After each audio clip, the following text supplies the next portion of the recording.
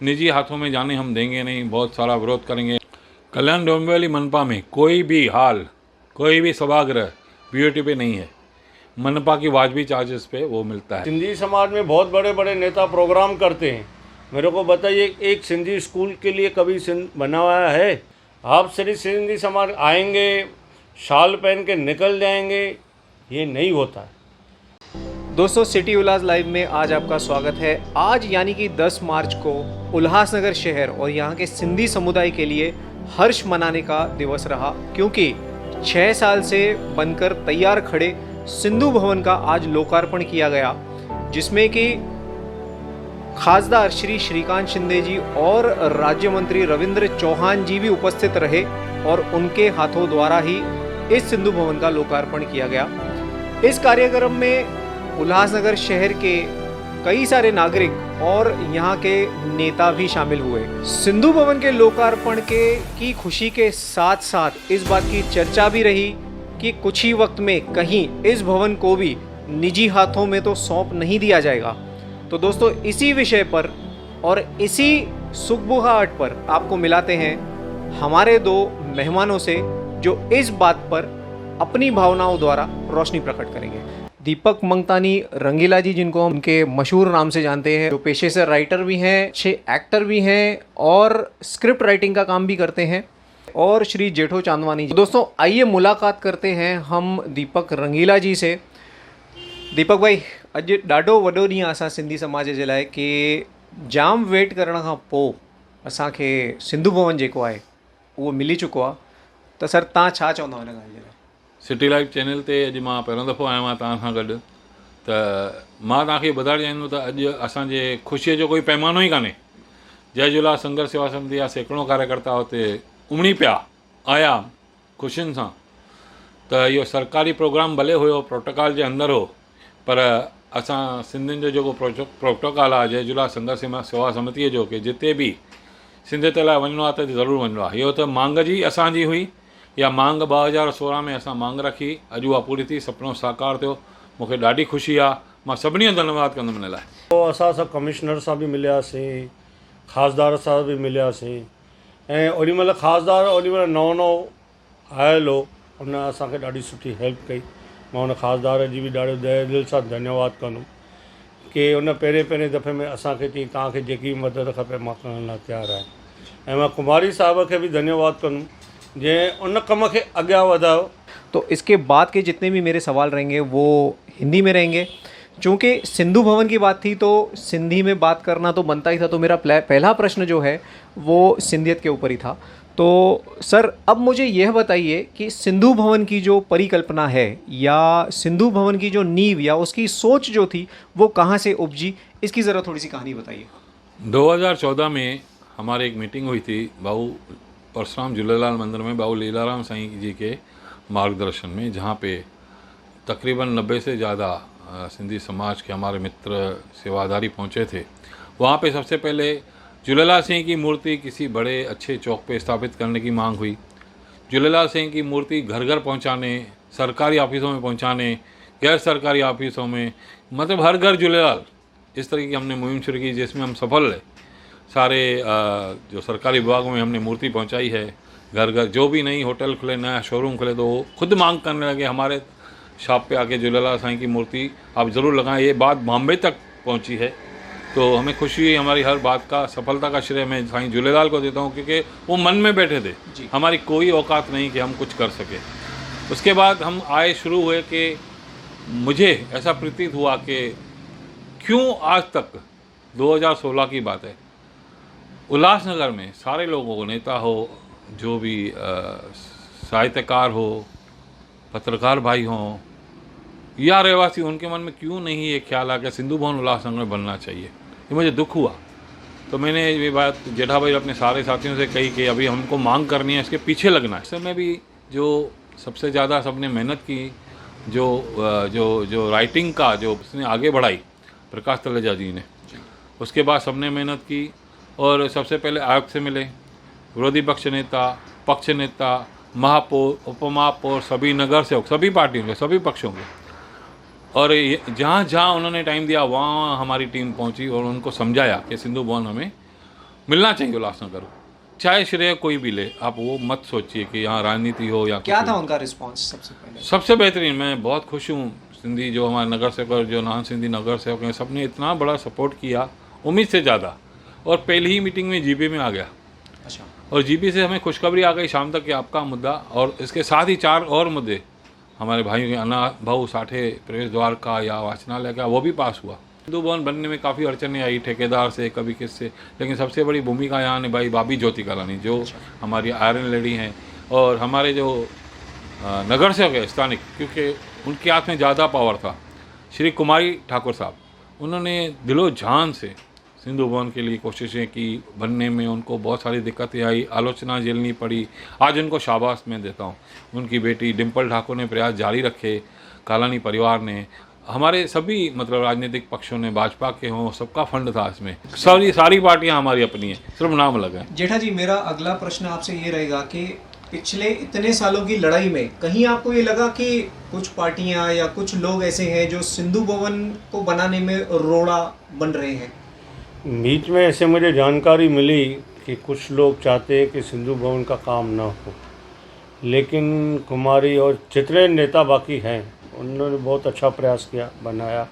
उन्हें तहे दिल से सबका शुक्रगुजार हूँ। आज सिंधु भवन की नींव जो थी वो इमारत के रूप में हम गगन को छूती हुई देख रहे हैं, पर सिंधियत के प्रचार के लिए अगर यह गवर्नमेंट के हाथों में रही तब जाके शायद अच्छा काम होगा, यानी कि ये प्राइवेट हाथों में नहीं जाना चाहिए। इस पर आपका क्या मत है?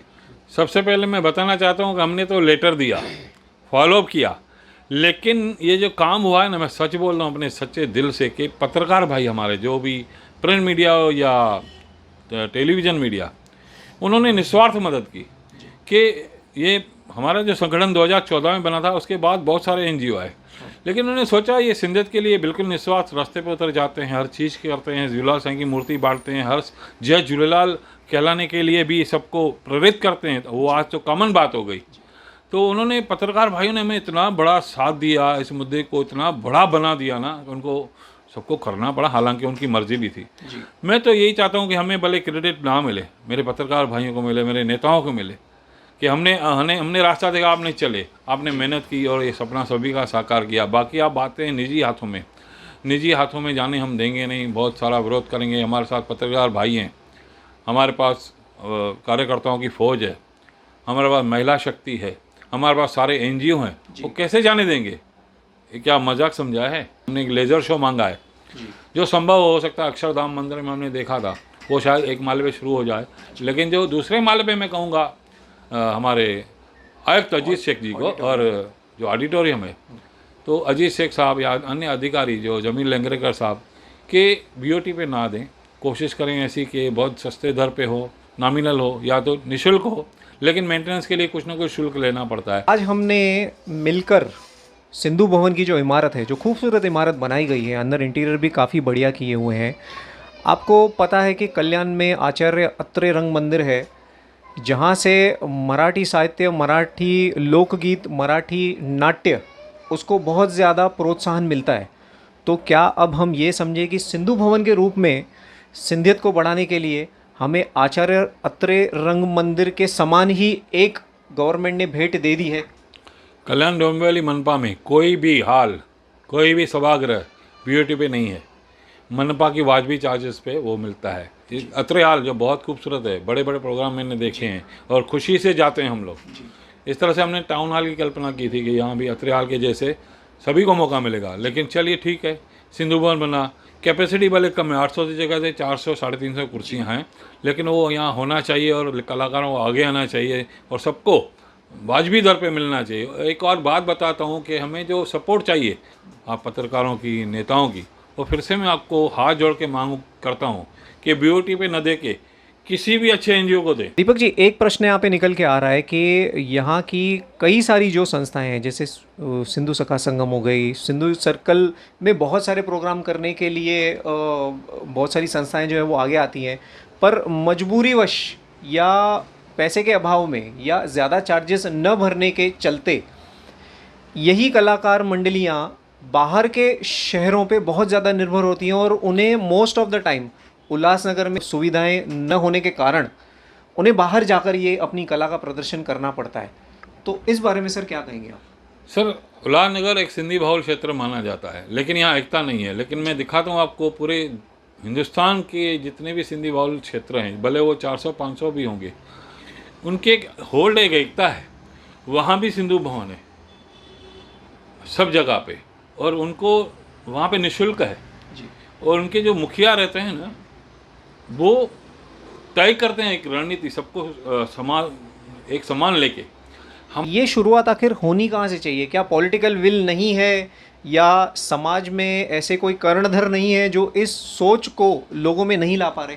थोड़ी राजनीतिक हस्तक्षेप है थोड़ी इसमें, क्योंकि यहाँ पे जब भी चुनाव आते हैं तो श्रेय लेने की राजनीति होती है। वहाँ पे ऐसा नहीं है। मैंने देखा है कि बैरागढ़ का मामला हो, भोपाल का हो, इतने एग्रेसिव लोग हैं ना, सब एक हो जाते हैं चाहे किसी भी पार्टी के हो। कि ये लोग आज देखने आए हुए कैसे कैसे सिंधु भवन बना है, और बहुत लोगों ने जो उस टाइम मतलब जो बाथरूम थे तोड़ने के लिए बहुत अड़चने आई थी, उसको तोड़ने के लिए भी बहुत मतलब हाई प्रेशर ऊपर से मेरे को जैसे मालूम पड़ा कि इसमें ओमी भाई का भी बहुत अच्छा सहयोग रहा था बाथरूम तोड़ाने में। तो मैं उन्हें भी धन्यवाद कहता हूँ, ओमी भाई को भी, कि उसने भी ये काम आगे किया और उसकी वजह से रास्ता क्लियर हुआ। और दूसरी बात ये है कि सिंधु भवन अभी जब बन के तैयार हो गए, सब देखेंगे क्या चल रहा है, कैसा होगा। कहीं ना कहीं ये श्रेय लेने की राजनीति तो नहीं है? जी, श्रेय कोई भी ले, लेकिन मैं एक ही बात कहना चाहता हूँ कि सिंधु भवन रहने दो, उन पे कोई राजनीति नहीं होनी चाहिए। दूसरी बात ये एक बीओटी पे न जाके एक आम जनता के लिए जाना चाहिए। दूसरी बात क्या रहता है, अभी जैसे सिंधी स्कूल ही देखिए, कई भाड़े पे चले गए, किसने दिए? सिंधियों ने दिए। लेकिन ये सिंधी समाज को ये नहीं देना चाहिए। सिंधी समाज में बहुत बड़े बड़े नेता प्रोग्राम करते हैं, मेरे को बताइए एक सिंधी स्कूल के लिए कभी बना हुआ है? नहीं। क्या सिंधी समाज जितने बड़े बड़े नागपुर से, दिल्ली से लीडर आते सिंधी समाज के बड़े बड़े, मैं उनसे पूछता हूँ, क्या आप सिंधी समाज के लिए कभी स्कूल की फ़ीस या कॉलेज के लिए कभी डोनेट किया है? नहीं किया है। सिर्फ स्टेटों पे नाचना गाना ये सिंधी समाज का नहीं है। आप सिंधी समाज के जीनियन मदद कीजिए, सिंधी समाज को पढ़ाइए, सिंधी समाज स्कूल खोलिए, कॉलेज कीजिए, तो सिंधी समाज आगे बढ़ेगा और सिंधियत का नाम होगा। आप सिर्फ सिंधी समाज आएंगे, शाल पहन के निकल जाएंगे, ये नहीं होता है। ये सिर्फ आप दिखावा नहीं करें। सिंधी समाज को बढ़ाना है तो सिंधी समाज को एजुकेशन दीजिए, सिंधी समाज को पढ़ाइए। उन जो बच्चे सिंधी समाज में पढ़ाई के लिए फ़ीस नहीं भर सकते, आप उनको हेल्प कीजिए। देखिए कोई भी बड़े बड़े लीडर आते, किसी सिंधी समाज के लिए कभी आप फीस वगैरह का मुद्दा नहीं उठाएंगे।